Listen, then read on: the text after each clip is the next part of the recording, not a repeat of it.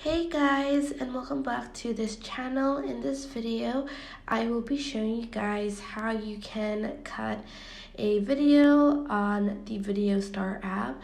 So hit that plus button on the top right corner, and then I'm just going to select a video format and press edit video, and I'm just going to quickly select a video.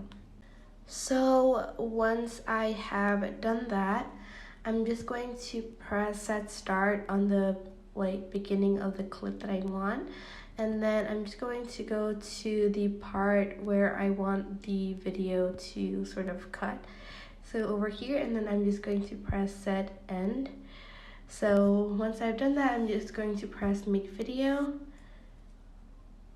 and then as you can see, the clip is only 4 seconds because I have already cut it. But that is basically it. I hope this tutorial was helpful for you guys. Don't forget to like, comment, share, and also subscribe to this channel if you haven't done that. If you have any questions, just leave it in the comment section down below and I will try my best to answer them all.